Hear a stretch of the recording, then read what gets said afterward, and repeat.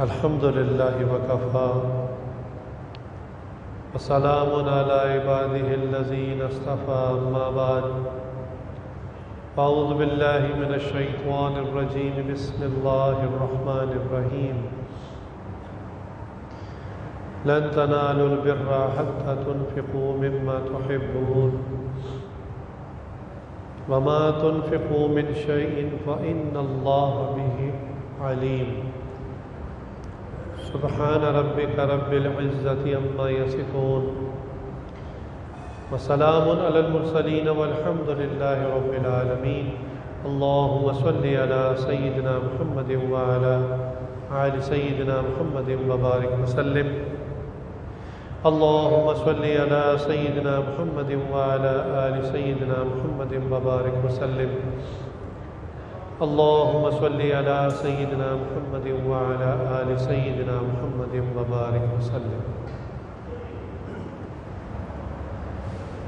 لفظ انسان کا ایک مادہ نسیان بھی ہے، بھول جانا۔ چنانچہ انسان کی جبلت کے اندر یہ چیز ہے کہ وہ باتوں کو، واقعات کو بھول جاتا ہے۔ یہ ایک طرح سے نعمت بھی ہے۔ وہ کیسے؟ کسی کا کوئی قریبی فوت ہو گیا، کسی کا والد فوت ہو گیا، کسی کی والدہ فوت ہو گئی، کسی کی بیوی فوت ہو گئی، کسی کا خاوند فوت ہو گیا، کسی کا بھائی فوت ہو گیا، تو ایسا لگتا ہے کہ غم کا پہاڑ ٹوٹ گیا۔ بہت عجیب کیفیت ہوتی ہے، لیکن اللہ کی شان وہ کیفیت چند دن رہتی ہے اور پھر آہستہ آہستہ آہستہ وہ کیفیت کم ہونا شروع ہو جاتی ہے۔ اس کی وجہ کیا؟ کہ انسان آہستہ آہستہ ان کے غم کو بھولنا شروع کر جاتا ہے۔ اگر ایسا نہ ہوتا تو وہ تو زندگی میں کوئی کام ہی نہ کر سکتا، نہ کوئی خوشی منا سکتا، نہ شادی کر سکتا، نہ دین کا کوئی کام کر سکتا، نہ دنیا کا کام کر سکتا۔ اس لحاظ سے یہ فائدہ مند بھی ہے، اور نقصان دہ اس اعتبار سے کہ بہت ساری کام کی باتیں بھی انسان بھول جاتا ہے۔ تو اللہ رب العزت کو انسان کی فطرت کا سب سے زیادہ علم ہے، کیونکہ اللہ رب العزت ہمارے پیدا کرنے والے۔ اب اسی وجہ سے اللہ تعالیٰ نے ہم انسانوں کی بھولنے کی اس عادت کی وجہ سے بار بار ہمیں ہمارا سبق یاد کروایا ہے۔ آپ دیکھیں تمام عبادات میں چیزوں کی ریپٹیشن ہے۔ مثلا نماز ہے، دن میں 5 مرتبہ پڑھائی جاتی ہے، مگر ایک ہی جیسی ہے۔ وہی سورہ فاتحہ، وہی کوئی 7 سورت ملا لے، وہی تسبیحات، وہی عطیات، وہی درود شریف، لیکن ان کو وقفے وقفے سے رکھا گیا ہے۔ 5 نمازیں مختلف ٹائم پر پلیس کی گئی ہیں۔ مقصد کیا کہ انسان کو بار بار یاد دہانی کروائی جائے، اس کا بھولا ہوا سبق اس کو بار بار یاد کروایا جائے، کیونکہ یہ بھول جاتا ہے۔ حدیث مبارکہ میں آیا کہ اللہ تعالیٰ نے جتنی آسمانی کتابیں اور صحیفے نازل فرمائے، ان میں جو کچھ بھی تھا وہ سب کا سب قرآن کریم میں نازل فرما دیا، اور پورے قرآن کریم کے اندر جو کچھ موجود ہے وہ سورہ فاتحہ میں نازل فرما دیا۔ اسی لیے سورہ فاتحہ ہر نماز کی ہر رکعت کے اندر پڑھی جاتی ہے، بار بار یہ سبق دہرایا جاتا ہے۔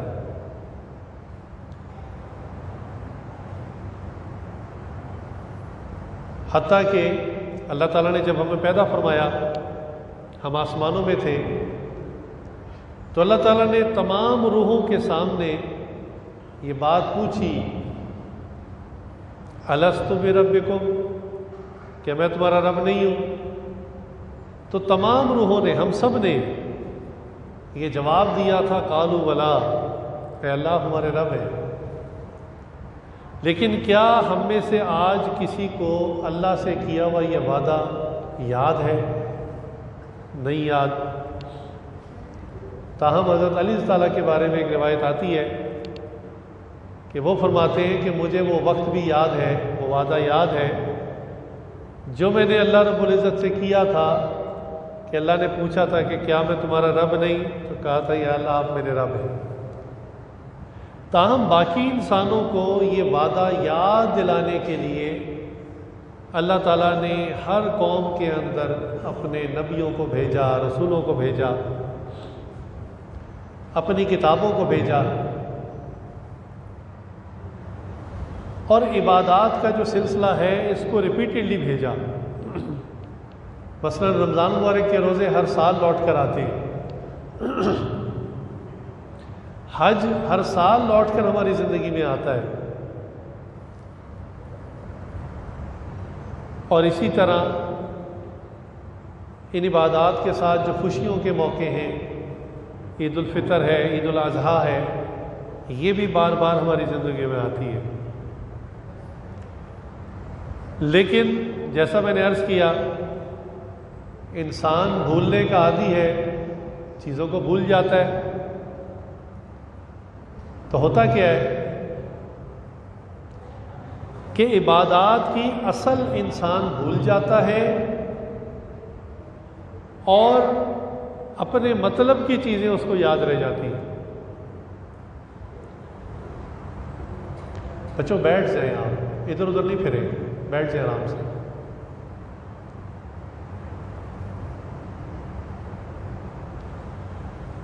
مثلا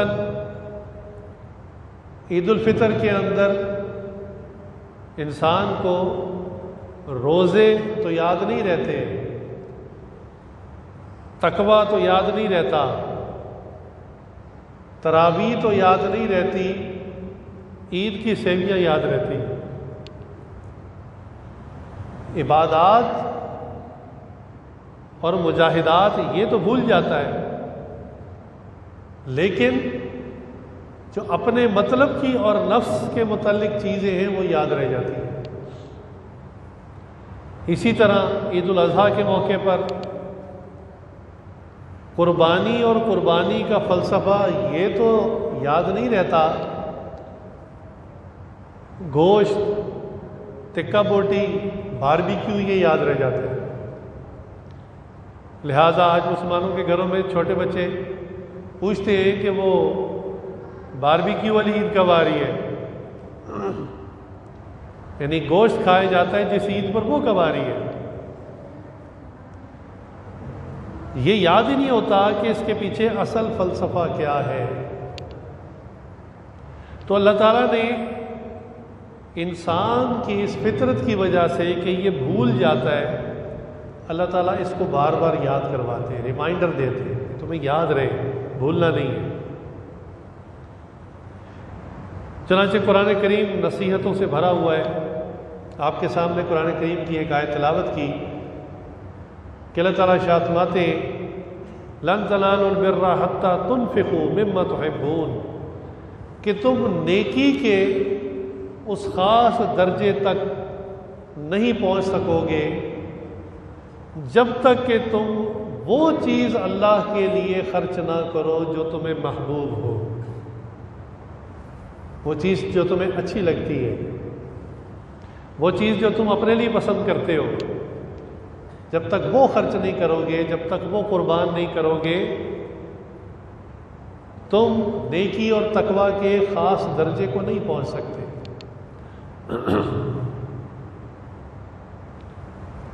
آج کے انسان کو سب سے زیادہ چیز کیا محبوب ہوتی ہے؟ اپنی مرضی، اپنی خواہشات۔ آج کا انسان اسی کے پیچھے لگا ہوا ہے۔ تعلیم اعلیٰ سے اعلیٰ ہو، کیوں؟ پھر نوکری اعلیٰ سے اعلیٰ ملے، کیوں؟ پیسے زیادہ سے زیادہ ملے، کیوں؟ خواہشات کی تکمیل زیادہ سے زیادہ ہو نا۔ کھانا پینا تو چل رہا ہوتا ہے، انسان کسی گھر میں رہ ہی رہا ہوتا ہے، لیکن یہ جو دوڑ لگی ہوئی ہے نا، یہ خواہشات کی تکمیل کی وجہ سے لگی ہوئی ہے۔ ہر آدمی اس دنیا کو جنت بنانے کے چکر میں ہے۔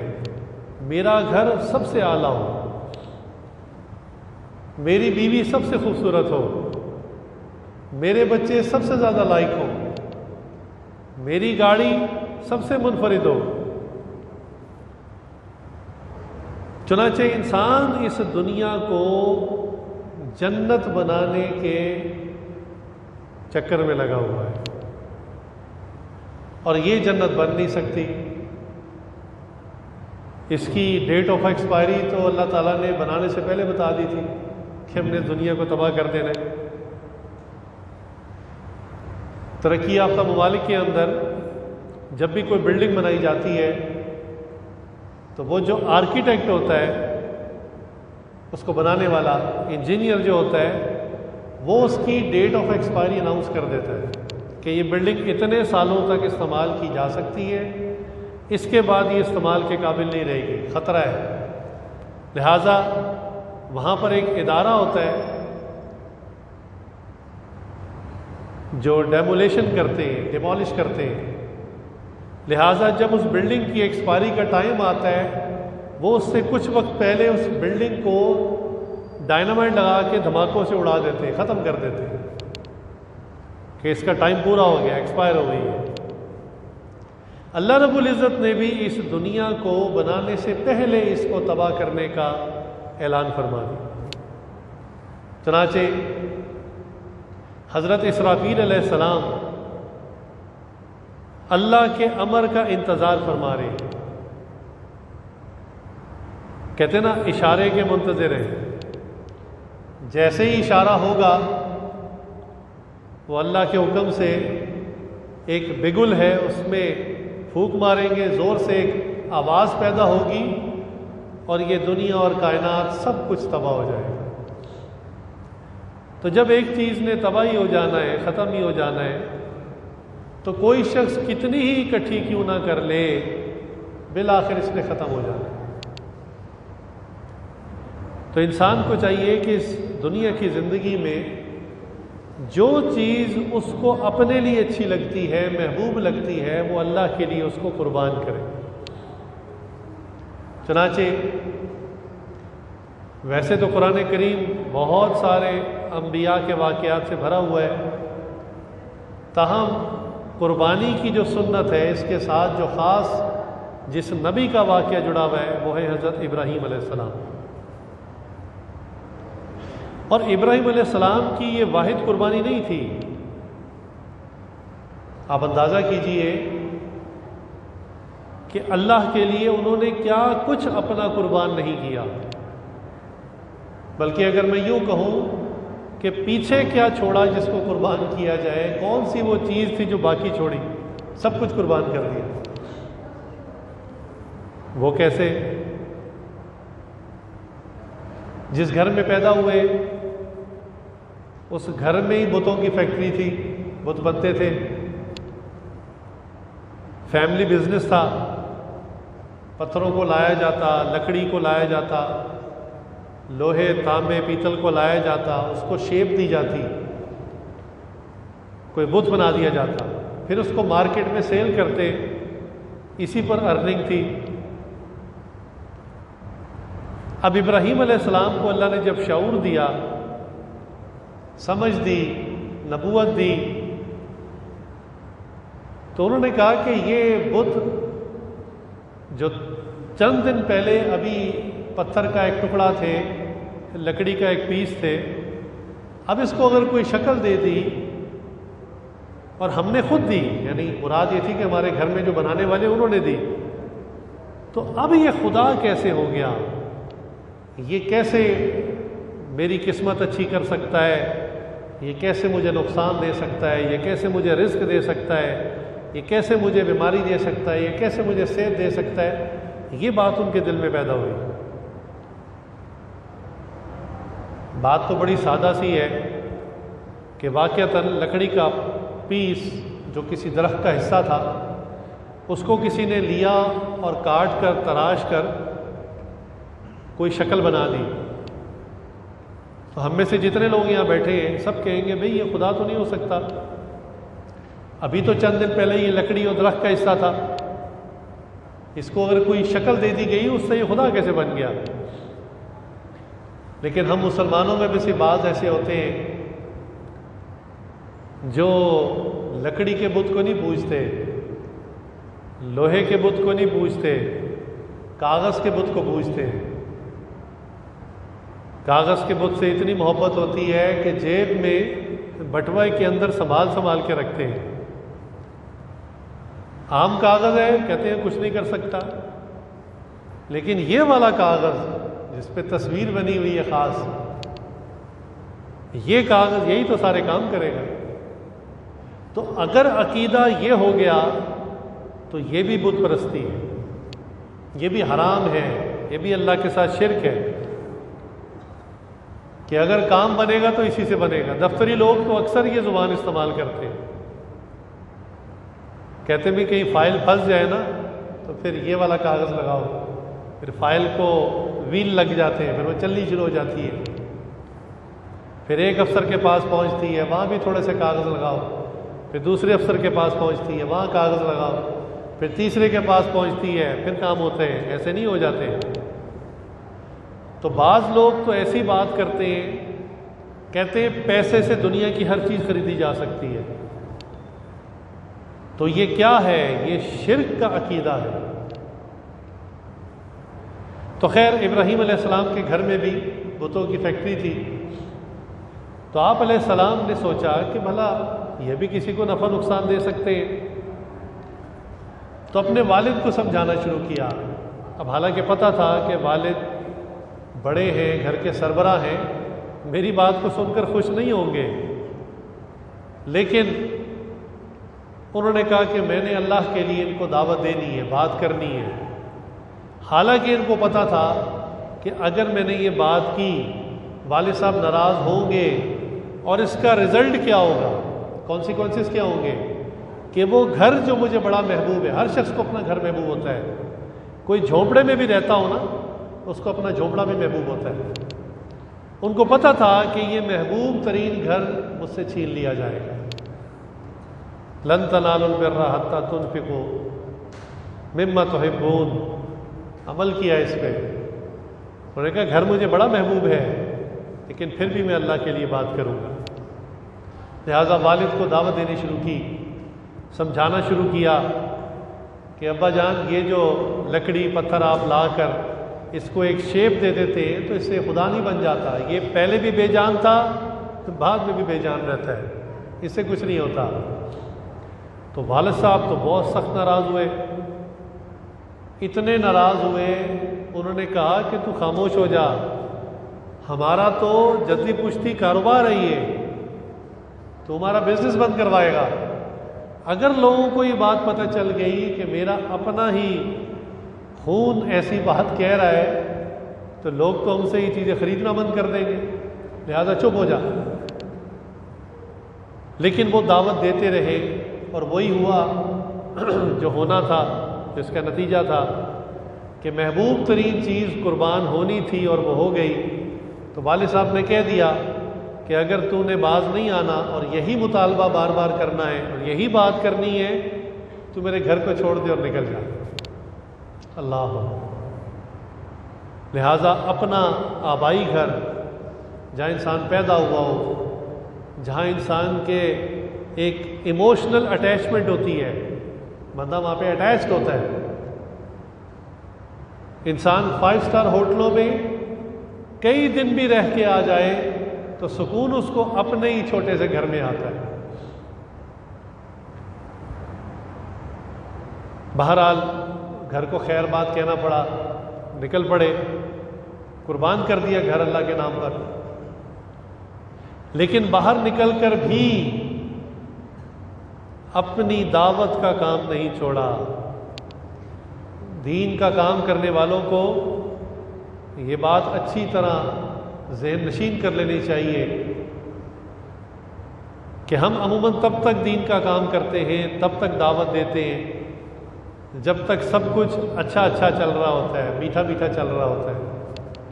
جب ذرا تکلیف مشقت آئی وہیں پر ہم دین کا کام چھوڑ کے السلام علیکم اور اپنے گھروں کو چلے جاتے ہیں۔ ابراہیم علیہ السلام سے سبق لیں۔ ابراہیم علیہ السلام گھر سے نکال دیے گئے، اب تو رک جاتے نہیں، انہوں نے کہا میں اللہ کا نام بلند کر کے رہوں گا، لوگوں کو بتا کر رہوں گا کہ ان پتھر کے بتوں سے کچھ نہیں ہوتا۔ لہٰذا قوم کو دعوت دینی شروع کی۔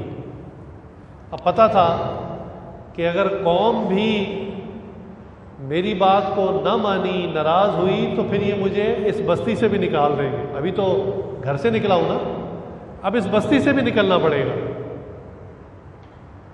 لیکن قوم کو دعوت دیتے رہے، لوگ ان کی بات کو نہ مانتے، بہت مدت تک دعوت دیتے رہے، کسی نے بات کو نہ سمجھا۔ تو ابراہیم علیہ السلام نے سوچا کہ چلو ان کو اب کوئی پریکٹیکل کر کے دکھانا پڑے گا کہ یہ ان کے جو جھوٹے خدا ہیں، یہ جو بت ہیں، یہ واقعتاً کچھ نہیں کر سکتے۔ جیسا کہ میں کہہ رہا ہوں یہ بے جان ہے، نہ فائدہ دے سکتے ہیں نہ نقصان دے سکتے ہیں، اب مجھے ان کو پریکٹیکلی کچھ کر کے دکھانا پڑے گا، شاید پھر ان کو میری بات سمجھ میں آ جائے۔ چنانچہ ایسے ہی کیا۔ حج کا موقع آیا، قوم حج کے لیے چلی گئی، ان کو کہا آپ بھی چلے، تو کہا کہ میں تو بیمار ہوں، اتنی سقیم ہوں۔ تو روحانی طور پہ تو ہر آدمی بیمار ہوتا ہے، جھوٹ بھی نہیں ہے۔ تو قوم چلی گئی حج کرنے، تو پیچھے ان کو موقع مل گیا، انہوں نے ایک ہتھوڑا لیا اور وہ جہاں عبادت خانے میں بت پڑے ہوئے تھے ایک ایک کر کے سارے بت توڑنے شروع کر دیے۔ کسی کا سر اڑا دیا، کسی کا بازو اڑا دیا، کسی کی ٹانگ اڑا دی، کسی کا پیٹ توڑ دیا۔ اور یہ ساری کارروائی مکمل کرنے کے بعد وہ جو ہتھوڑا تھا نا، وہ بڑے بت کے کندھے پر رکھ دیا اور خود مطمئن ہو کے بیٹھ گئے۔ جب قوم واپس آئی، انہوں نے دیکھا ہمارے خداؤں کا کیا حال ہے، کسی خدا کا سر نہیں، کسی کا بازو نہیں، کسی کی ٹانگ نہیں۔ انہوں نے کہا یہ ہمارے خداؤں کا حال کس نے کیا ہے؟ پھر آپس میں کہنے لگے کہ ابراہیم نامی ایک نوجوان ہے، وہی اکثر کہتا ہے کہ ان بتوں سے کچھ نہیں ہوتا، اسی کو بلاتے ہیں، اسی سے پوچھتے ہیں۔ تو ابراہیم علیہ السلام کو بلایا اور پوچھا کہ کیا یہ ہمارے خداؤں کا حال آپ نے کیا ہے؟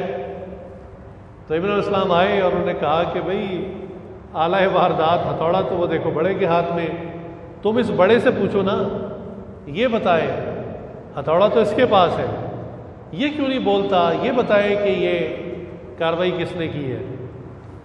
تو وہ قوم کہنے لگی کہ ابراہیم آپ کو پتہ ہے کہ یہ تو بت ہیں، نہ بول سکتے ہیں نہ کچھ کہہ سکتے ہیں۔ تو جب ابراہیم علیہ السلام کے سامنے انہوں نے یہ الفاظ کہے کہ یہ بت نہ بول سکتے ہیں، نہ کچھ کہہ سکتے ہیں، نہ حرکت کر سکتے ہیں، تو ابراہیم علیہ السلام کو موقع مل گیا اور اپنی دعوت کا آغاز کیا۔ انہوں نے کہا میں بھی تو آپ کو یہی بات سمجھا رہا ہوں، یہ بت نہ بول سکتے ہیں، نہ کچھ کہہ سکتے ہیں، نہ حرکت کر سکتے ہیں، نہ نفع دے سکتے ہیں نہ نقصان دے سکتے ہیں، نہ اپنی ذات کو ہونے والے نقصان سے بچا سکتے ہیں۔ اگر یہ اس قابل ہوتے ہیں کم از کم خود بچ جاتے ہیں، جو خود اپنا دفاع نہ کر سکے وہ آپ کو کیا بچائے گا؟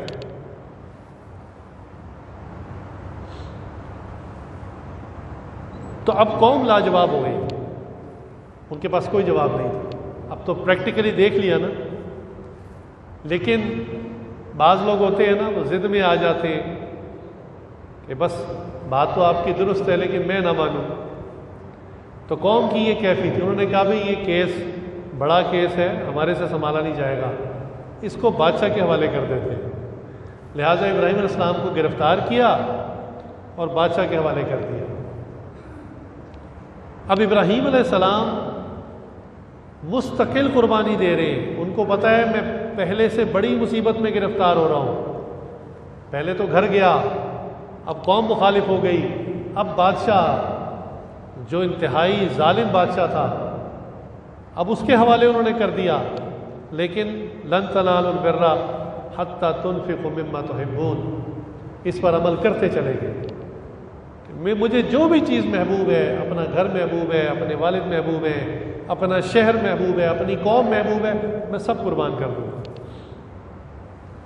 لہذا بادشاہ کے پاس لے کے گئے، بادشاہ نے تو خود ہی یہی دعوت دی ہوئی تھی، وہ تو خود ہی یہ کہتا تھا کہ میں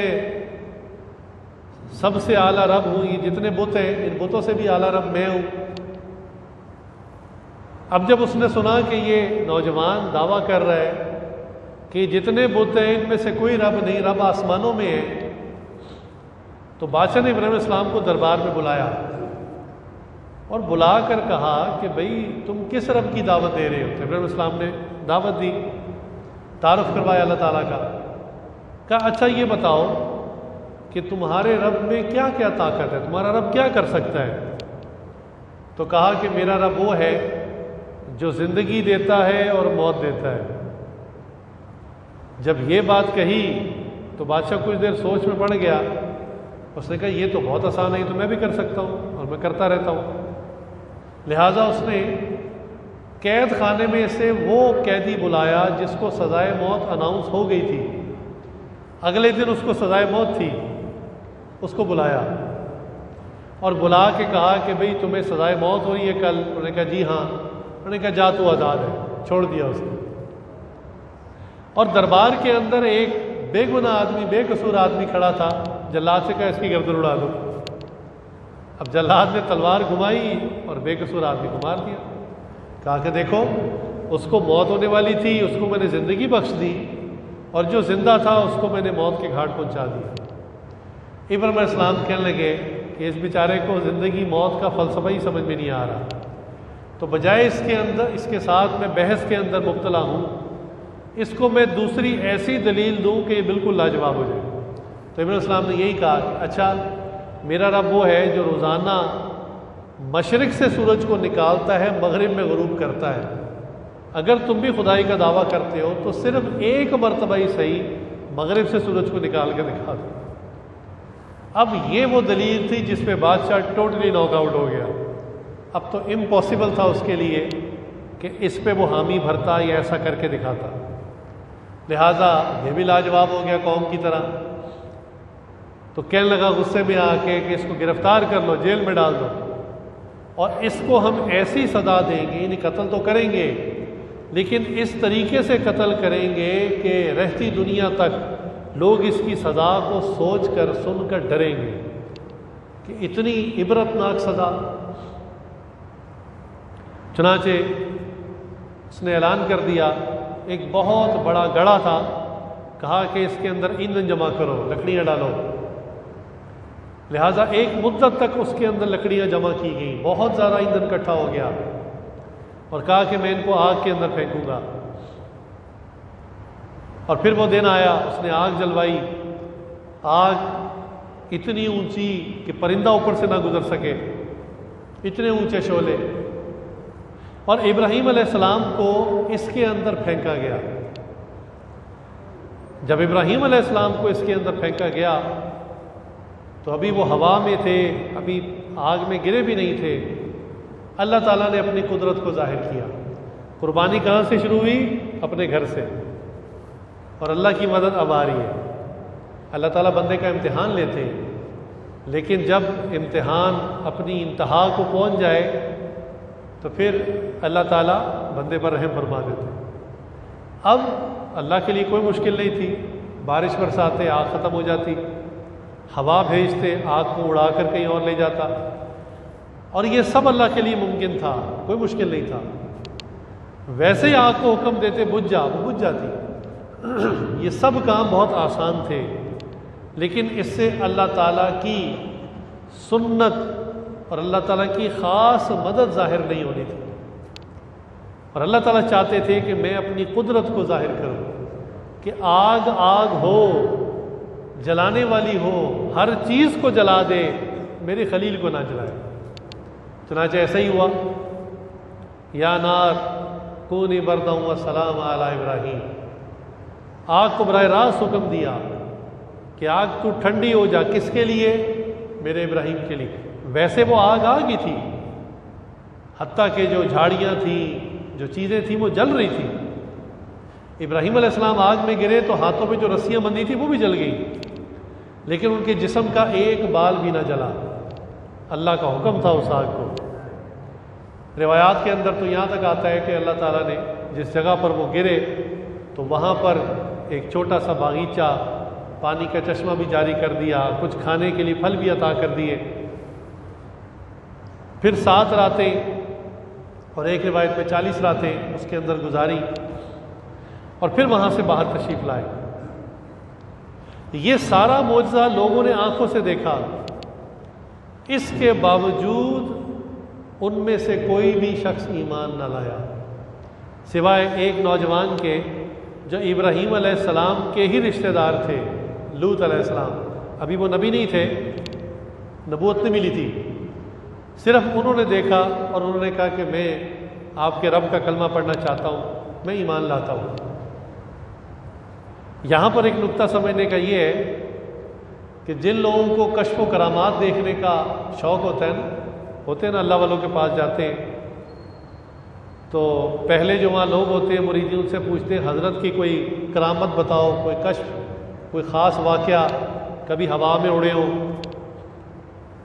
کبھی آسمانوں کی سیر کی ہو، کوئی چیز بتاؤ مجھے۔ تو لوگوں کو کشف و کرامات جن کو دیکھنے کا شوق ہوتا ہے، میں اکثر یہ کہا کرتا ہوں، برا نہ بنائیے گا، کہ دجال جب آئے گا دنیا میں تو یہ کشف و کرامات دیکھنے کا شوقین دجال کا سب سے پہلا مرید ہوگا، کیونکہ دجال تو نکلا ہی لفظ دجل سے ہے، دھوکے سے، وہ تو ماسٹر آف میجک ہے، ماسٹر آف ایلوژن ہوگا۔ آپ ڈیمانڈ کریں گے، جو لوگ کہیں گے اچھا یہ کر کے دکھاؤ، کہے گا یہ لوگ کہیں گے ایسے کر کے دکھاؤ، کہے گا ایسے، یہ لو، مسئلہ ہی نہیں۔ مضمون بدل نہ جائے، میں مضمون پہ رہنا چاہتا ہوں، لیکن یہاں تھوڑا سا اشارہ کرتا چلوں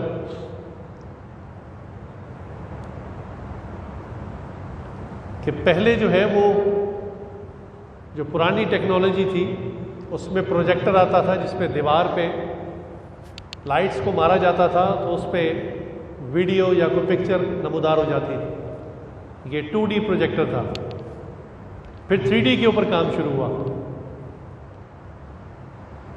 اب 4D 5D 6D ٹیکنالوجی آ گئی، اتنے ریئلسٹک پروجیکٹر بن چکے اس زمانے میں کہ اگر جس مسجد میں ہم بیٹھے یہاں پر وہ پروجیکٹر کے ذریعے کوئی جانور دکھانا چاہے، کوئی سمندر کی مچھلی دکھانا چاہے، شیر دکھانا چاہے تو وہ آرام سے اس کو دکھا سکتے ہیں۔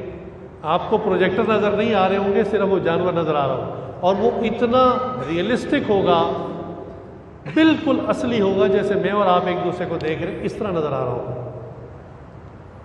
تو یہ دجال کی آمد کی تیاری ہے، اس کے لیے ایسی ٹیکنالوجی تیار کی جا رہی ہے کہ جو اس کے چاہنے والے، اس کے ماننے والے اس کو گفٹ کریں گے، اور اسی ٹیکنالوجی کے ذریعے پھر وہ لوگوں کو دھوکہ دے گا۔ جادو بھی ہوگا، سائنس سے ٹیکنالوجی بھی ہوگی، ایلوژن بھی ہوگا۔ تو الغرض جو بندہ کشف و کرامات دیکھنے کا شوقین ہے وہ دجال کا سب سے نمبر 1 مرید ہوگا۔ اس لیے ہمارے اکابرین نے ہمیشہ یہ بات فرمائی کہ ایمان بالغیب پر یقین کرنا سیکھو۔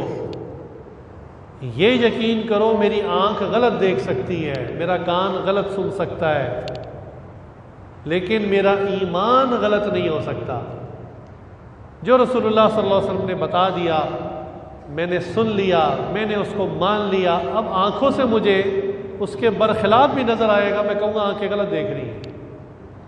ایسا مضبوط ایمان ہونا چاہیے، اور ہوگا بھی ایسے ہی۔ دجال کا ڈکلائن کیسے ہوگا کہ وہ ایک نوجوان کو مارے گا، اسے کہے گا تو مجھے رب مانتے ہو، کہے گا تو میں رب نہیں مانتا، اسے مارے گا، مارنے کے بعد اس کے ٹکڑے کر دے گا لوگوں کو دکھانے کے لیے، پھر اس کے ٹکڑے جوڑ دے گا، پھر اس کو دوبارہ زندہ کر دے گا اور اسے کہے گا اب تو مجھے رب مانتا ہے؟ تو وہ کہے گا کہ تو نے یہ جو سب کچھ میرے ساتھ کیا ہے مجھے اب پورا یقین ہو گیا ہے۔ یہ پورا یقین سے کیا مراد ہے؟ یقین اس کا پہلے بھی تھا، لیکن پہلے ایمان بالغیب تھا، اب تو بالمشاہدہ تھا۔ اس نے کہا مجھے بالکل یقین ہو گیا ہے کہ تو دجال ہے، تو دھوکہ دغا باز ہے۔ اس کا اثر یہ ہوگا کہ دجال کی پاورز وہیں سے کم ہونی شروع ہو جائے گی۔ ادھر عیسیٰ علیہ السلام اس کا پیچھا کر رہے ہوں گے، پھر وہ بھاگے گا، بس پھر اس کا ڈکلائن ہوگا، بالآخر عیسیٰ علیہ السلام اس کو مقام لطف پر قتل کر دیں گے۔ ہم واپس اپنے مضمون پر آتے ہیں کہ ابراہیم علیہ السلام کا اتنا بڑا معجزہ ظاہر ہوا کہ آگ میں سے زندہ چلتے ہوئے باہر آ گئے۔ لوگ دیکھ رہے ہیں کہ درخت، جھاڑیاں، ہر چیز جل رہی ہے، اور آگ کا اتنا سیک تھا، اتنی ہیٹ تھی کہ کوئی قریب نہیں جا سکتا۔ اس آگ میں سے چلتے ہوئے ابراہیم علیہ السلام باہر آ گئے، اس کے باوجود کسی نے نہ مانا۔ ابراہیم علیہ السلام کی قربانیاں یہ تسلسل ہے مستقل۔ ہمارے شیخ نے ایک بڑی زبردست بات فرمائی کہ دیکھو ہمارا یقین ہے کہ حضرت محمد صلی اللہ علیہ وسلم تمام انسانوں اور تمام انبیاء کے سردار ہیں۔ ان کا معاملہ تو ایک طرف ہے، آؤٹ آف کمپیریزن ہے، لیکن باقی جو انبیاء ہیں ان میں کچھ اونچے درجے کے ہیں، کچھ نچلے درجے کے۔ کہا کہ ان باقی انبیاء میں اللہ تعالیٰ نے ابراہیم علیہ السلام کو بڑی فضیلت بخشی ہے، حتیٰ کہ یہ تینوں قومیں جو اہل کتاب کہلاتی ہیں، مسلمان، عیسائی، یہودی، تینوں ہی حضرت ابراہیم علیہ السلام کی عظمت کے قائل ہیں۔ یہودی بھی ابراہیم علیہ السلام کی عظمت کرتے ہیں اور اپنا نبی کہتے ہیں، عیسائی بھی ابراہیم علیہ السلام کو اللہ کا نبی مانتے ہیں، اور مسلمان بھی ابراہیم علیہ السلام کو اللہ کا نبی مانتے ہیں۔ بلکہ ہم تو ہر نماز میں جو دروشی پڑھتے ہیں اس درود کا نام بھی درود ابراہیمی ہے۔ تو اتنی عظمت، اتنا درجہ، اتنا مقام انہیں کیسے ملا باقی انبیاء میں؟ تو وہ اس قربانی کی وجہ سے تھا کہ اتنی قربانی دی کہ ساری زندگی بار بار آزمائش آتی رہی، بار بار قربانی دیتے رہے اور اللہ کے محبوب بنتے رہے۔ وہی بات لن تنالوا البر حتی تنفقوا مما تحبون۔ تو اللہ تعالیٰ کے یہ ایسے پیغمبر تھے، اپنا گھر چھوڑ دیا، اپنی فیملی چھوڑ دی، اپنا قبیلہ، اپنا علاقہ چھوڑ دیا، حتیٰ کہ آخر میں جب یہ واقعہ ہوا تو بادشاہ بھی ان سے ڈر گیا تھا، تو پھر یہ اپنا شہر بھی چھوڑ کر چلے گئے۔ خیر آگے پہنچے مصر میں، وہاں پھر آزمائشیں، لمبے واقعات ہیں، ایک آزمائش کے بعد دوسری آزمائش، پھر دوسرے کے بعد تیسری آزمائش۔ خیر اللہ تعالیٰ نے ان کو اولاد عطا فرمائی بڑھاپے کی عمر میں، کوئی 70-80 سال کی عمر ہے، اللہ سے بیٹا مانگ رہے ہیں۔ کیوں مانگ رہے ہیں؟ اس لیے کہ یا اللہ میں بھی ساری زندگی لوگوں کو آپ کی طرف بلاتا رہا، میرے بعد میرا بیٹا بھی یہی کام کرتا رہے، وہ بھی لوگوں کو آپ کی طرف بلائے۔ اس کام کے لیے مانگ رہے ہیں۔ آج کل تو لوگ بیٹا مانگتے ہیں کہ میرے بعد میری فیکٹری کون سنبھالے گا، میری دکان کون چلائے گا۔ وہ اللہ سے بیٹا مانگ رہے ہیں کہ یا اللہ میرے بعد دین کا کام کون کرے گا، دعوت کا کام کون کرے گا، مجھے بیٹا عطا فرما۔ اور بڑھاپے کی عمر کو پہنچ کر بالآخر اللہ نے دعا کو سن لیا، اللہ نے بیٹا عطا کیا۔ لیکن پھر آزمائش، کہیں ایسا تو نہیں کہ بیٹے کی محبت دل میں زیادہ ہو گئی ہو، اللہ فرماتے ہماری محبت کم ہو گئی ہو۔ حالانکہ اللہ تو دلوں کے بھید کو جاننے والے ہیں، لیکن پھر بھی ظاہری طور پر آزمائش کو بھیجا، کہا کہ یہ اپنے بیٹے کو اور اس کی والدہ کو جاؤ ویرانے میں چھوڑاؤ۔ تو وہ پھر اللہ کے حکم سے ان کو ایک بیابان جگہ پر چھوڑ آئے، وہاں کوئی آبادی نہیں تھی، کوئی دکان نہیں تھی، کوئی سٹور نہیں تھا، کوئی زندگی کے آثار نہیں تھے، حتیٰ کہ کوئی مکان بھی نہیں تھا۔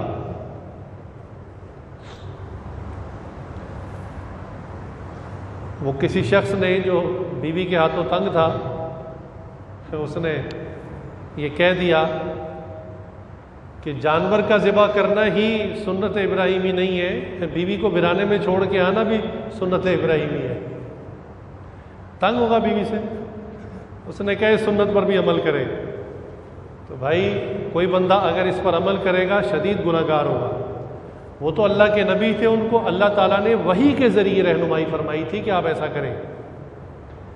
خیر ویرانے میں چھوڑ آئے، ایک طرح سے جہاں اسباب نہ ہو، زندگی نہ ہو، بندہ وہاں کسی کو چھوڑ آئے تو وہاں تو پھر موت ہوتی ہے، تو گویا خود بیوی اور بچے کو موت کے حوالے کر آئے۔ لیکن یہ بھی ایک آزمائش تھی، اللہ تعالیٰ نے وہاں پر 2 قبیلوں کو آباد کر دیا، زمزم کا پانی جاری ہو گیا۔ کافی مدت کے بعد اللہ نے فرمایا کہ جائیں ان کے احوال لیں، وہ گئے تو دیکھا حیران 2 قبیلے آباد ہیں۔ پھر اللہ تعالیٰ نے وہاں پر اصل میں بیت اللہ جو آج اللہ کا گھر ہے، یہ پہلے اللہ تعالیٰ نے تعمیر کروایا تھا، اس کی عمارت تو ختم ہو چکی تھی، اس کی بنیادیں مٹی ریت کے نیچے دب چکی تھی۔ اللہ نے یہاں اپنے گھر کو دوبارہ سے تعمیر کروانا تھا، ابراہیم علیہ السلام کو بھیجا۔ ابراہیم علیہ السلام گئے، بیوی سے ملے، بیٹے سے ملے، بہت خوشی ہوئی، اللہ کا گھر تعمیر کیا۔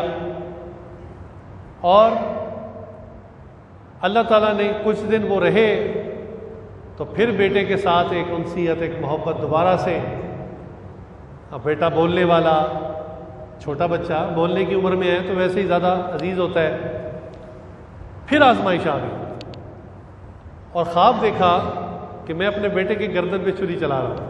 اللہ اٹھے تو کچھ اونٹ ذبح کر دیے کہ شاید اللہ جانور کی قربانی چاہتے ہیں، یہ خون مانگ رہے ہیں۔ اگلے دن دوبارہ وہی خواب، پھر اونٹ ذبح کر دیے، تیسرے دن پھر وہی خواب۔ یہاں یہ بات یاد رکھیں، بعض لوگ اس کو پوچھتے بھی ہیں، کنفیوز بھی ہو جاتے ہیں۔ آج کل کے لوگ اپنے خواب کو وہی سمجھنا شروع کر دیتے ہیں، یہ بالکل غلط ہے۔ یہاں تک کہ اپنے سگے رشتہ داروں کے بارے میں خواب میں کوئی غلط چیز دیکھ لیتے اور بیدار ہونے کے بعد اس سے تعلق ختم کر دیتے ہیں۔ انہوں نے کہا بس آپ کی حقیقت مجھے اللہ نے دکھا دی، آج کے بعد میرا آپ کا کوئی تعلق نہیں۔ سگی بہنیں آپس میں تعلق ختم کر دیتی ہیں، بھائی بھائی سے تعلق ختم کر دیتا ہے، اولاد والدین سے بدزن ہو جاتی ہے۔ بھائی ہمارے خواب نبیوں کے خواب کی طرح نہیں ہوتے، انبیاء کے خواب وحی کا 46واں حصہ ہوتا ہے، یہ وحی کی ایک شکل ہوتی ہے۔ چنانچہ انہوں نے جب 3 دن بار بار یہ دیکھا کہ اس طرح سے میں بیٹے کو ذبح کر رہا ہوں، تو انہوں نے پھر ارادہ کر لیا کہ میں اب بیٹے کو ہی ذبح کروں گا، اللہ کی یہی منشا ہے۔ اب ذرا سوچئے کہ وہ بیٹا جو اتنی دعاؤں کے بعد ملا، پھر کہا ویرانے میں چھوڑائیں، تو ایک طرح سے تو وفات ہو ہی گئی تھی نا، اللہ نے بچا لیا۔ وہاں پہنچے، بیٹا زندہ ہے، چند دن ساتھ رہے، پھر محبت ٹھاٹھے مارنے لگی۔ اب کہا اس کو اپنے ہاتھ سے ذبح کریں، کیا مطلب اب بچنے کا کوئی چانس نہیں ہے۔ بھائی کسی بندے کے یا بچے کے گلے پہ چھری چلائیں، وہ کہاں بچتا ہے؟ ویرانے میں چھوڑنے میں تو پھر کسی درجے میں امید تھی کہ شاید ماں ساتھ ہے، چلو بچت ہو جائے گی۔ اب خود کہا ہاتھ سے چھری پھیرے، اللہ اکبر۔ اب 0.1% بھی چانس نہیں تھا بچنے کا، اب ایسی قربانی مانگی۔ لہذا ماں سے کہا کہ بچے کو تیار کر دے، میں نے کسی بڑے کی ملاقات کے لیے لے کے جانا ہے۔ بات سچ بھی تھی لیکن ڈھکی چھپی بھی تھی۔ کہا کہ عورت ذات ہے، ماں ہے، پریشان نہ ہو جائے۔ لیکن بیوی بھی انہی کی تھی، بچے کی تربیت دینی کی ہوئی تھی اور سکھایا ہوا تھا کہ بیٹا اگر اللہ تعالیٰ کبھی آپ کی جان بھی مانگ لے تو بھاگنا نہیں ہے، جان پیش کر دینی۔ یہ بیٹے کی تربیت ماں نے کی تھی۔ آج کی ہماری مسلمان بہنوں کو بھی چاہیے کہ بچوں کا ایسا ذہن بنائیں بچپن سے ہی کہ اللہ اور اللہ کے رسول جو فرما دیں، بس دنیا ادھر تو اس سے ادھر ہو سکتی ہے، ان کے فرمان کو آگے پیچھے نہیں ہونے دینا۔ اور اگر کبھی اپنی جان بھی دینی پڑ جائے اپنی جان کا نذرانہ بھی پیش کر دینا. ایسی تربیت ہونی چاہیے. تو ماں نے یہ تربیت کی ہوئی تھی. تو والد نے بچے کو لیا اور لے کر نکلنا شروع ہوئے. آبادی سے نکلے، بازار تھا، بازار سے نکلے تو پہاڑوں کا راستہ تھا، درہ بن رہا تھا. اس درے کے جب کراس کیا تو بالکل آگے کھلی زمین تھی، کوئی مکان، کوئی قبیلہ، کچھ نہیں تھا. تو وہاں جا کے جب بیٹے نے بھی دیکھا کہ یہاں تو کوئی گھر نہیں ہے، کوئی مکان نہیں ہے، کوئی بڑا نہیں ہے جس سے ملوانے کے لیے مجھے لائے ہو، تو بچے نے جب سوالیہ نظروں سے باپ کی طرف دیکھا تو اس وقت انہوں نے کہا کہ بیٹے، میں نے خواب میں دیکھا کہ میں تمہیں ذبح کر رہا ہوں، اور مجھے لگتا ہے کہ اللہ کی یہی منشا ہے کہ میں تمہیں اللہ کے لیے قربان کر دوں. حالانکہ جاتے ہی بچے کو لٹا کے ذبح کر سکتے تھے، لیکن چاہتے تھے کہ بچہ بھی نیت کر لے. انما الاعمال بالنیات، میرا عمل تو ٹھیک ہو جائے گا، اللہ نے مجھے تو حکم دے دیا ہے، لیکن بچے کو بھی سمجھایا جائے. آج کل گھروں کے اندر بچوں کو ہر بار ڈانٹ کر کی جاتی ہے، سمجھا کر نہیں کی جاتی. بچوں کے ساتھ کاؤنسلنگ کرنی چاہیے، سمجھانا چاہیے انہیں، بچے سمجھ جاتے ہیں. تو جب انہوں نے یہ بات سمجھائی تو بچے کی تربیت ماں نے اتنی اچھی کی تھی کہ بیٹے نے آگے سے کہا کہ ابا جان، آپ کو جو حکم ہوا ہے آپ کر گزریں، آپ مجھے فرما برداروں میں سے پائیں گے، میں دوڑ کر بھاگنے والوں میں سے نہیں ہوں. آپ کر گزریے جو اللہ نے آپ کو کہا ہے. تو ابراہیم علیہ السلام نے چھری پاس ہی تھی، نکال لی. اب چلو پہلے تو بچہ سوچ سکتا ہے کہ والد صاحب شاید میرے ایمان کا امتحان لے رہے ہیں یا شاید مذاق کر رہے ہیں. اب تو چھری ہاتھ میں دیکھ لی اس نے کہ والد صاحب تو بالکل سیریس ہیں. اس کے باوجود بیٹے نے کیا کہا کہ ابا جان، ہو سکتا ہے جب آپ مجھے نیچے لٹائیں اور میری طرف دیکھ کر چھری چلائیں تو ہو سکتا ہے محبت کی شدت کی وجہ سے آپ یہ کام کرنے سے رک جائیں. بیٹا بھی چاہتا ہے کہ اللہ کی محبت میں یہ کام اب ہو جائے، رکے نہیں. تو کہا کہ آپ ایسا کریں، مجھے نیچے کی طرف لٹا دیں، میرا منہ نیچے زمین کی طرف کر دیں، اور مزید ایک کام کریں کہ آنکھوں پہ پٹی بھی باندھ لیں. آپ کو میرا چہرہ نظر نہیں آئے گا، آپ چھری نیچے سے اوپر کی طرف چلائیں، میرے منہ نیچے ہوگا تو میری گردن پہ چھری چلائیں. بیٹا مشورہ دے رہا ہے. اللہ اکبر. چنانچہ ابراہیم علیہ السلام نے ایسا ہی کیا، آنکھوں پہ پٹی باندھ دی، بیٹے کو الٹا لٹا دیا، چہرہ زمین کی طرف کر دیا اور چھری نیچے سے اوپر کی طرف چلائی. اب جب چھری چلائی، چھری گردن پہ چل گئی، گردن کٹی، ہاتھ پر گرم گرم خون بیٹے کا گرا. ذرا اندازہ کیجئے نا ایک باپ کی اس وقت جذبات کی کیا کیفیت ہوگی. اللہ اکبر. اپنے بیٹے کو اپنے ہاتھ سے ذبح کر دیا، آنکھوں پہ پٹی بندھی ہے، اسی غم میں، اسی کیفیت میں کہ اللہ میں آپ سے راضی ہوں، آپ نے جو حکم دیا تھا میں نے وہ حکم پورا کر دیا. اب جب بالآخر پٹی اتاری تو کیا دیکھا کہ وہ تو ایک مینڈا تھا، جانور تھا جو ذبح ہوا تھا، اور بیٹا سامنے کھڑا مسکرا رہا ہے. بڑے حیران ہوئے کہ یہ کیسے ہو گیا. تو اللہ تعالیٰ نے اس وقت پھر ارشاد فرمایا کہ ابراہیم، یہ ہم نے آپ کا امتحان لیا تھا، آزمائش لی تھی، لیکن آپ نے اپنی آزمائش کو پورا کر دیا. آپ نے تو بیٹے میں چھری چلائی تھی، وہ ہم نے اس کو فرشتے کے ذریعے بدل دیا. اور یہ ادا قربانی کی اپنے سگے بیٹے کو جو اتنی دعاؤں کے بعد مانگا گیا، اللہ کے لیے قربان کر دینا اتنی پسند آئی کہ اللہ نے کہا کہ اب یہ سنت قیامت تک جاری رہے گی. حتیٰ کہ ہر نبی کی اپنی شریعت ہوتی ہے. اللہ نے حضرت محمد صلی اللہ علیہ وسلم کی مبارک شریعت کے اندر بھی اس سنت کو جاری کر دیا.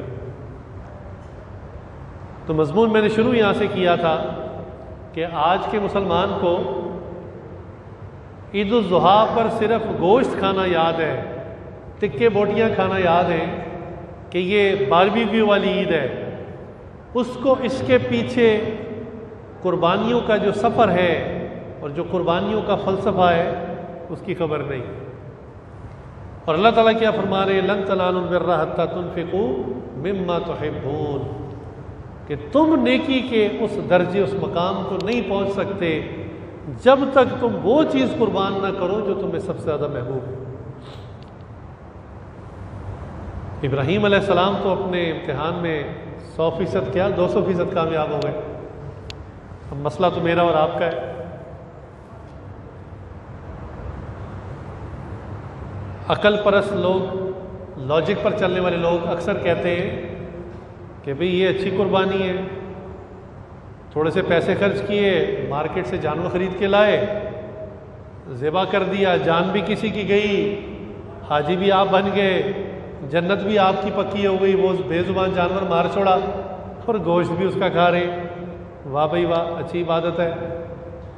عقلی طور پہ تو بات ایسے ہی ہے کہ بھئی آپ نے کیا قربانی کی، آپ کا بیٹا بھی سلامت ہے، آپ کے گھر والے سلامت ہیں، نہ آپ ویرانے میں چھوڑ کر آئے، نہ اپنے بیٹے کے گلے پہ چھری چلائی، جانور وہ بھی کسی نے پالا، آپ نے چند پیسے دیے، آپ خرید کے لائے، ذبح کر دیے، جان تو اس کی چلی گئی، آپ کا کیا لگا؟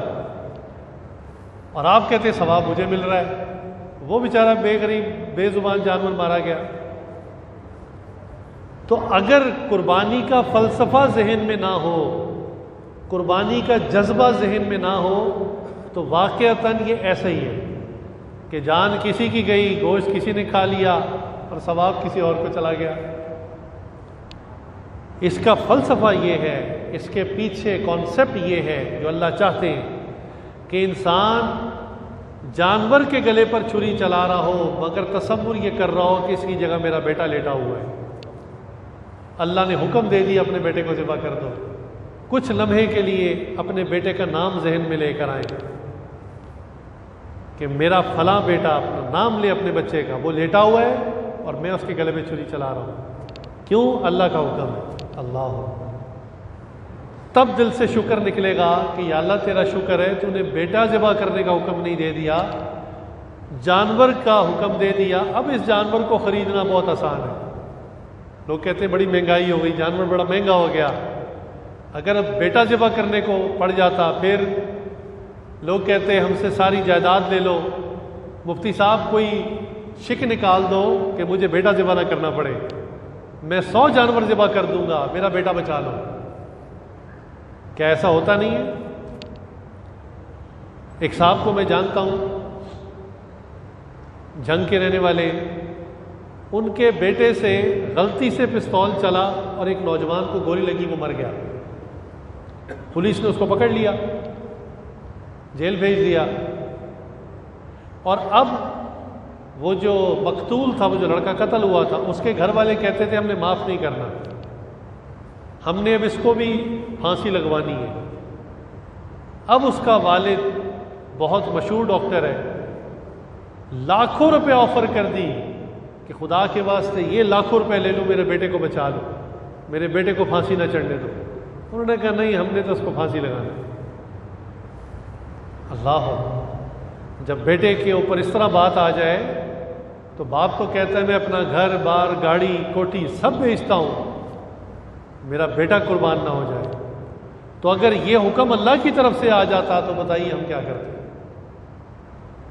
اب تو جانور خریدنا بہت آسان ہے، کسی نے پالا، کسی کا جانور تھوڑے سے پیسے دے کے لے لے، چھری چلا دے، اللہ کو یہ قربانی بھی پسند ہے۔ اور میں نے بات شروع میں عرض کی تھی کہ آج کے زمانے میں انسان کو جو سب سے زیادہ چیز محبوب ہے، پسند ہے، وہ اپنی خواہشات ہیں۔ لہٰذا اللہ تعالیٰ جو ہم سے چاہتے ہیں وہ یہ کہ ہم اپنے خواہشات کے جانور کے گلے پہ چھری چلائیں۔ خواہشات بھی ناجائز، جائز خواہشات بھی ہوتی ہے۔ بھئی ایک بندہ ہے کرائے کے گھر میں رہتا ہے، وہ اللہ سے دعا کرتا ہے یا اللہ مجھے اپنا گھر مل جائے، جائز خواہش ہے۔ ایک نوجوان ہے، شادی نہیں ہوئی بھی، وہ چاہتا ہے یا اللہ میرا نکاح ہو جائے، جائز خواہش ہے۔ تو جائز خواہشات بھی ہوتی ہیں۔ اللہ فرماتے ہیں تم اس وقت اپنی ناجائز خواہشات کو ذبح کر دو، حرام خواہشات کو ذبح کر دو۔ اللہ اکبر۔ آج جتنے گناہ ہوتے ہیں وہ ہوتے ہی صرف اور صرف ان خواہشات کی وجہ سے، نفس کی لذتوں کی وجہ سے اور اپنے مزوں کی وجہ سے، خواہشات کی وجہ سے۔ لہٰذا ہمیں چاہیے کہ ہم اپنی نفس کی خواہشات کو دبائیں، روکیں، ضبط کریں اس کو، اور زندگی میں اب تک جتنی خواہشات ناجائز پوری کر چکے ہیں وہ ہم تو شاید بھول چکے ہوں، اور جیسے میں نے شروع میں کہا انسان نسیان سے بنا، انسان بھول جاتا ہے، کتنے زندگی میں گناہ کر کے بھول گیا، لیکن وہ فرشتے کو تو یاد ہے نا، اس نے تو لکھے ہوئے، وہ تو ساتھ ساتھ ریکارڈ کر رہا ہے، ہر چیز لکھ رہا ہے۔ اور قیامت کے دن جب نامہ اعمال پیش ہوگا تو بندہ اس وقت حیرانگی سے کہے گا یا اللہ یہ کیسی کتاب ہے، نہ میرا کوئی چھوٹا عمل چھوڑا نہ بڑا عمل چھوڑا۔ وہ نامہ اعمال کیا ہوگا، کیسی کتاب ہوگی کہ جب ہاتھ میں آئے گی تو سب کچھ سمجھ میں آ جائے گا، اور کوئی شخص انکار نہیں کرے گا کہ یہ میرا نامہ اعمال نہیں جناب، یہ کسی اور کا ہے۔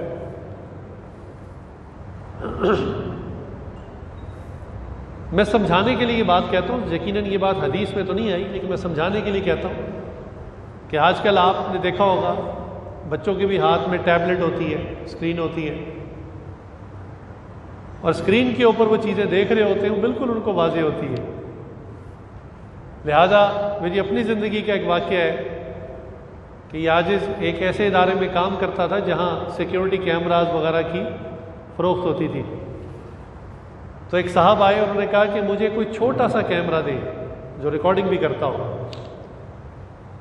کچھ سال پرانی بات ہے، اس وقت بہت چھوٹے کیمرے نہیں آئے تھے، اب تو بہت چھوٹے چھوٹے کیمرے آ چکے ہیں۔ خیر ایک کیمرہ ہمارے پاس تھا چھوٹا جو چند منٹ کی ویڈیو ریکارڈ کر لیتا تھا۔ تو میں نے پوچھا خیریت ہے، آپ کو کس مقصد کے لیے چاہیے؟ تو وہ کہنے لگے جی میں دکاندار ہوں اور میری دکان پر جو لڑکا ہے مجھے اس پہ شک ہے، یہ خود ہی کیش نکال لیتا ہے لیکن مانتا نہیں ہے، تو میں چاہتا ہوں اس کی ریکارڈنگ کروں۔ تو خیر وہ کیمرہ لے گئے، پھر کچھ عرصے بعد آئے مزید کچھ سامان لینے، کیمرے وغیرہ لینے آئے۔ تو میں نے پوچھا جی آپ جو کیمرہ لے کے گئے تھے آپ کا مسئلہ حل ہو گیا؟ کہنے لگے ہاں جی بالکل ہو گیا۔ میں نے کہا کیا بنا؟ کہنے لگے ہم دو بھائی ہیں، باری باری کیش پہ بیٹھتے ہیں اور کبھی کبھی ہم دونوں کو جانا پڑتا ہے، تو ہم نے دکان کھولنے سے پہلے ہی یعنی رات کو ہی جا کر کیمرہ کیش کاؤنٹر کے اوپر ایسی جگہ پہ لگا دیا تھا جہاں سے اس کی تصویر لے سکے، اور ہم نے جان بوجھ کر اس دن وہ ذرا کیش کھلا رکھا اور لڑکے کو کھڑا کر کے ہم دونوں چلے گئے۔ جب اگلے دن ریکارڈنگ دیکھی تو پتہ چل گیا کہ اس نے اپنی عادت کے مطابق ڈراور کھولا اور کچھ نوٹ نکال کے جیب میں ڈال لیے۔ کہنے لگے ہم نے اس کو بلایا، ہم نے اس کو کہا دیکھو ہم تمہیں کتنے عرصے سے کہہ رہے ہیں کہ تم چوری کرتے ہو، کیش نکالتے ہو، تم مانتے نہیں ہو۔ تو وہ کہتا ہے جی میں اس لیے نہیں مانتا کہ میں کرتا ہی نہیں ہوں۔ وہ ابھی بھی نہیں مان رہا تھا۔ کہنے لگے کافی دیر اس کو سمجھاتے رہے کہ دیکھو مان جاؤ، ہم پولیس کو بلائیں گے۔ انہوں نے کہا آپ میرے پہ جھوٹا الزام لگا رہے ہیں، آپ بلائیں پولیس کو، آپ کے پاس کیا ثبوت ہے؟ بڑا چوڑا ہو رہا تھا، اکڑ رہا تھا، الٹا پڑ رہا تھا ہمیں۔ کہنے لگے ہم نے کہا اچھا ذرا اسکرین کی طرف دیکھو۔ کہنے لگے جیسے ہم نے اسکرین میں اس کی ویڈیو چلائی، کہنے لگے یقین کریں وہ چند منٹ کی ویڈیو تھی جس میں وہ خود آنکھوں سے دیکھ رہا تھا کہ اس نے نوٹ نکالے اور جیب میں ڈالے۔ یہ دیکھتے ہی اس کا سر شرم سے جھک گیا، اس کے بعد ایک لفظ بولنے کی پوزیشن میں نہیں تھا، بالکل خاموش ہو گیا اور کہنے لگا مجھے اللہ کے لیے معاف کر دو۔ اللہ اکبر۔ قیامت کے دن اللہ تعالیٰ کیسی کتاب ہمارے ہاتھ میں دیں گے کہ جو شخص اس کو دیکھے گا اس کے پاس انکار کی گنجائش نہیں ہوگی کہ اس میں جو نظر آ رہا ہے وہ میں ہوں یا کوئی اور ہے۔ وہ دیکھے گا اس نے وہ گناہ کیے ہوئے، تسلیم کرے گا اور حیران ہوگا۔ قرآن نے تو یہ مضمون اتارا ہے کہ وہ حیران ہوگا کہ کیسی عجیب کتاب ہے، نہ کوئی چھوٹا گناہ چھوڑا نہ بڑا، ہر چیز اس میں درج ہوگی۔ تو یہ سچویشن ہم سب کو فیس کرنی ہے، کوئی بندہ اس کو اوائڈ نہیں کر سکتا۔ یہودی ہو، عیسائی ہو، دہریہ ہو، مسلمان ہو، ہندو ہو، ہر ایک کے ساتھ یہ صورتحال پیش آنے والی ہے۔ عقل مند وہ ہے جو اس کی تیاری میں لگ جائے۔ تو آج ہمیں اپنی ناجائز اور حرام خواہشات کا گلا کاٹنا ہے، ان کو چھوڑنا ہے۔ بالفرض جو مسلمان ہوتے اللہ کہتے ہیں تم نے ساری زندگی ایک لقمہ روٹی کا نہیں کھانا، ایک گھونٹ پانی کا نہیں پینا، ساری زندگی اچھا لباس نہیں پہننا، شادی نہیں کرنی، کسی گھر کو تعمیر نہیں کرنا، کوئی کام کاج نہیں کرنا، بس جنگلوں میں رہو، اللہ اللہ کرتے رہو، تو بتائیے یہ شریعت ہمارے لیے کتنی مشکل ہو جاتی ہے۔ ہم کہتے ہیں کہ شریعت میں تو جائز خواہشات کا بھی احترام نہیں کیا گیا، جانوروں جیسی زندگی دے دی ہمیں رہنے کے لیے، لیکن ذرا اندازہ کریں کہ یہ دنیا جس کو حدیث میں قید خانہ کہا گیا ہے، اس دنیا کے اندر مسلمانوں کو کتنی سہولت دی گئی۔ بہترین لباس پہن سکتے ہیں، بہترین سواری رکھ سکتے ہیں، بہترین گھر بنا سکتے ہیں، شادیاں 1 2 3 4 کر سکتے ہیں،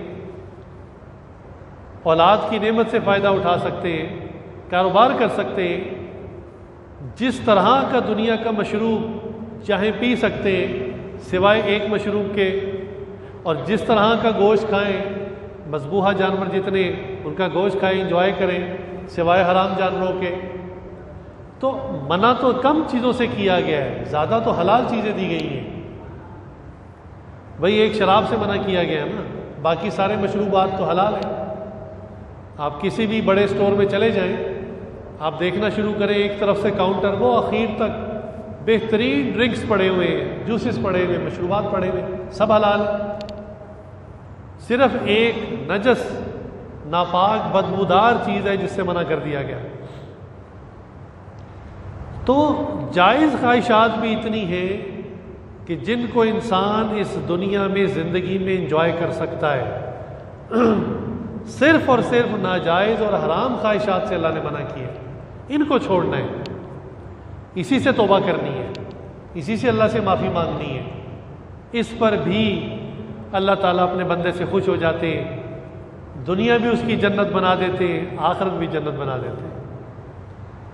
اور ہمارا یہاں آنے کا مقصد بھی یہی کہ اس بات کو سمجھیں کہ آج جو ہماری سب سے محبوب ترین چیز ہے، ہماری خواہشات، ہمارے جذبات، ہماری وہ دنیاوی لذتیں، ان کو ہم اللہ تعالیٰ کے لیے قربان کریں تاکہ اللہ تعالیٰ ہمیں وہ تقوی کا درجہ، وہ نیکی کا درجہ عطا فرما دیں جس کی ہم خواہش کرتے ہیں دعا کرتے وقت۔ میں نے پہلے بھی عرض کیا تھا کہ دعا کرتے وقت یہ کیفیت ہوتی ہے، یا اللہ ادھر میں ہاتھ اٹھاؤں ادھر دعا قبول ہو، ہاتھ نیچے بھی نہ کروں دعائیں قبول ہو۔ میرا درجہ آپ کی بارگاہ میں یہ ہونا چاہیے۔ اور عبادت کے معاملے میں ناجائز خواہشات کو چھوڑنے کے بارے میں ہم بالکل صفر ہوتے ہیں۔ اس لیے اللہ بھی ہم سے کچھ تقاضا کرتے ہیں، اللہ بھی ہم سے کچھ ڈیمانڈ کرتے ہیں کہ ہمیں جو ان خواہشات کو چھوڑنا ہے اور اللہ کی طرف بڑھنا ہے۔ یہ دل اللہ تعالیٰ نے مورتیاں رکھنے کے لیے نہیں بنایا، یہ دل اللہ کا گھر ہے، اللہ کا عرش ہے، یہاں اللہ کی یاد ہونی چاہیے۔ اللہ کے علاوہ جتنی تصاویر ہیں ان سب کو ڈیلیٹ کر دینا چاہیے، سب کو پھاڑ کے پھینک دینا چاہیے۔ کتنا افسوس ہوگا اس وقت میں کہ جب آخرت میں ہم پیش ہوں گے اور نامہ مال کے لیے بلایا جا رہا ہوگا، نام لیا جائے گا اونچی آواز میں، تمام انسانیت کھڑی ہوگی، ہمارے ماں باپ کھڑے ہوں گے، بہن بھائی کھڑے ہوں گے، دوست یار عزیز اقارب رشتہ دار سب کھڑے ہوں گے۔ اس وقت نام لے کر کہا جائے گا کہ فلاں فلاں جو ہے وہ ناکام ہو گیا، یہ آج فیل ہو گیا ہے، دنیا میں بڑی داڑھی رکھی ہوئی تھی، پگڑی باندھی ہوئی تھی، بڑا صاف ستھرا لباس پہنتا تھا، کرتوت کالے تھے اس کے۔ کتنا افسوس ہوگا اس وقت۔ اس وقت جو شرمندگی ہے اس شرمندگی کا ہم اندازہ نہیں کر سکتے، چونکہ اس کی ایکسٹریم دنیا میں کبھی انسان کو مل نہیں سکتی۔ دنیا میں شرمندگی ہوتی ہے چھوٹے موٹے واقعات سے عارضی طور پہ، لیکن آخرت کی شرمندگی حتمی شرمندگی ہے. اگر وہاں پر کوئی ناکام ہو گیا تو کامیابی کا کوئی آپشن نہیں ہے. دنیا میں لڑکے یونیورسٹیوں میں فیل ہو جاتے ہیں، دوبارہ ری اپیئر ہو جاتے ہیں. مدرسے میں بچے فیل ہو جاتے ہیں، اگلے سال پھر پڑھ کے محنت کر کے پاس ہو جاتے ہیں. آخرت کا مسئلہ ایسا ہے کہ ایک دفعہ فیل ہو گیا تو دوبارہ چانس نہیں ملے گا. اس لیے اس بات کو ہم نے آج سمجھنا ہے. آج ہمیں اپنی یہ محبوب چیز قربان کرنی ہے جو ہے بھی ناجائز، جو ہے بھی حرام، پھر بھی اس کو چھوڑنے پر اللہ اجر دیں گے. اللہ تعالیٰ کتنے غفور رحیم ہے. حدیث میں آتا ہے کہ کوئی شخص دل میں گناہ کرنے کا ارادہ کرے، پلان کرے کہ اچھا میں فلاں جگہ جاؤں گا اور فلاں فلاں گناہ کروں گا، اور پکا پلان بنا لے، لیکن گناہ کرنے سے پہلے اس کو خیال آ جائے کہ یہ کام اچھا نہیں ہے، چلو میں نہیں کرتا. اب پلان دل میں ہی بنا تھا اور دل میں ہی ختم ہو گیا، عملی طور پہ اس نے کچھ نہیں کیا. اللہ پھر بھی اس کو ایک نیکی کا اجر و ثواب عطا فرمائے. اللہ تعالیٰ کتنے غفور رحیم. اس لیے دل میں اللہ کی یاد کو بسائیں تاکہ یہ باطل تصویریں اور یہ حسین چہرے دلوں سے نکل جائیں. یاد رکھیں ایک اصول ہے، روشنی اور اندھیرا ایک دوسرے کی ضد ہے. روشنی آئے گی اندھیرا بھاگ جائے گا، روشنی جائے گی اندھیرا آ جائے گا. یہ دونوں ایک جگہ کبھی اکٹھے نہیں ہوتے. آپ کہیں بھی ہوں، یا تو وہاں روشنی ہوگی یا اندھیرا ہوگا. یہی مثال انسان کے دل کی ہے. یا تو اللہ کے ذکر کا نور ہوگا تو تمام باطل تصویریں اور یہ تمام حرام خواہشیں نکل جائیں گی، اور اگر اللہ کے ذکر کا نور نہیں ہوگا تو ظلمت ہوگا، اندھیرا ہوگا، شیاطین ہوں گے، کئی چہرے ہوں گے، کئی تصویریں ہوں گی، کئی جگہوں پر رابطے ہوں گے، کئی ناجائز تعلقات ہوں گے، یہ سب ہوگا. اس لیے ہمارے مشائخ نے کہا کہ ان چیزوں سے جان چھڑانے کا واحد حل یہی ہے کہ انسان اللہ کا ذکر کثیر کرے، کثرت سے اللہ کو یاد کرے. تو ذکر کثیر کی وجہ سے جو نور دل میں آئے گا اس سے یہ سب باطل تصویریں چھٹ جائیں گی، سب تعلقات ٹوٹ جائیں گے، ایک اللہ سے تعلق جڑ جائے گا. یہ مہینہ ذی الحج کا مہینہ بالخصوص جو پہلا عشرہ ہے جو شروع ہو چکا ہے، اس کی بہت فضیلت آئی. حدیث میں آیا ہے کہ بخاری کی حدیث ہے کہ ان 10 دنوں کے اعمال اللہ تعالیٰ کو تمام اعمال سے زیادہ محبوب ہیں. حتیٰ کہ صحابہ نے پوچھا یا رسول اللہ جہاد سے بھی زیادہ؟ فرمایا ہاں جہاد سے بھی زیادہ افضل ہے. تو اس عشرے کے اعمال کیا ہیں کہ انسان ان 10 دنوں میں دن رات اللہ تعالیٰ کا ذکر کرتا رہے، تسبیح کرتا رہے، اللہ تعالیٰ کی تحمید کرتا رہے، تحلیل کرتا رہے، کلمے کا ذکر کرتا رہے، اللہ اکبر کا ذکر کرتا رہے. روزہ رکھے، اس کے روزوں کا بھی بہت ثواب ہے. صدقہ خیرات کرے، اور جو اصل ہے ذی الحج کا وہ یہ کہ جس پر قربانی واجب ہے وہ قربانی کا فریضہ ادا کرے. آج ایمان کمزور ہو گئے، لوگ بہانہ ڈھونڈتے ہیں قربانی سے فرار ہونے کا. کوئی کہتا ہے مجھ پہ قرضہ ہے، اور بھئی ایک آدمی کے پاس 5 کروڑ روپیہ ہے اور اس نے کسی سے وقتی طور پہ 10,000 روپیہ ادھار لیا ہوا ہے، تو اس قرضے کی وجہ سے قربانی معاف تو نہیں ہو جائے گی، یا زکوٰۃ معاف تو نہیں ہو جائے گی. ایسے ایسے بہانے ڈھونڈتے، اور جلتی پر تیل کا کام شیطان کرتا ہے. میں اکثر جگہوں پہ گزارش کرتا ہوں کہ خدا را قربانی سے پہلے بہت ساری ویڈیوز اور بہت زیادہ اس قسم کی چیزیں عام ہونی شروع ہو جاتی ہیں جس سے لوگ قربانی سے ڈر جاتے ہیں. تو آپ بھی اس میں اپنا حصہ نہ ڈالیں کہ ایسی ویڈیو ہی فٹافٹ فارورڈ کر دیں. ایک بندہ پہلے ہی ڈرا ہوا ہے قربانی کرنے سے، اس نے وہ ویڈیو دیکھی، اس نے کہا بس اب تو پکی توبہ ہے، اب نہیں میں قربانی کرتا. جی جانوروں کو بیماری نکل آئی ہے بڑی خطرناک. کیا جانور کائنات میں پہلی مرتبہ بیمار ہو رہے ہیں، اس سے پہلے ان کو کبھی بیماری نہیں لگی۔ دوسری بات، آپ بیمار جانور نہ لیں، آپ صحت مند جانور لیں، لیکن یہ بات شیطان نہیں سوچنے دیتا۔ وہ کہتا ہے نہ نہ قربانی نہ کرو، یہ بیماری گھر میں آ جائے گی، بندوں کو لگ جائے گی۔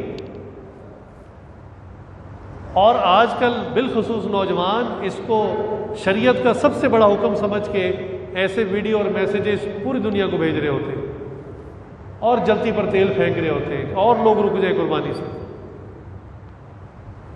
اور ایسے لوگ جن کو شریعت کی بنیاد کا نہیں پتہ، وہ اس ٹائم میں فتوے دے رہے ہوتے ہیں کہ بھائی ایک بے زبان جانور کو کیوں ذبح کرتے ہو، ایسے دنیا میں جانوروں کی نسل کشی کرنے کا کیا فائدہ، یہی پیسہ کسی بیوہ کو دے دو، کسی یتیم کو دے دو، کسی کو حج کرا دو، عمرہ کرا دو، کسی کی بیوہ کی بیٹی کی شادی کر دو۔ اچھا یہ سارا جوش جو ہے نا قربانی کے دنوں میں آتا ہے، سارا سال نہیں آتا۔ وہ کبھی ایسا میسج نہیں کرتے کہ بسنت کے اوپر لاکھوں کروڑوں روپے ضائع نہ کرو، وہ پیسہ کسی یتیم کو دے دو۔ نیو ایئر نائٹ کے اوپر مسلمان قوم، عیسائیوں کو تو چھوڑ دے، کروڑوں روپے خرچ کر دیتی ہے، وہ پیسہ اکٹھا کرو، وہ کسی کی مدد کرو۔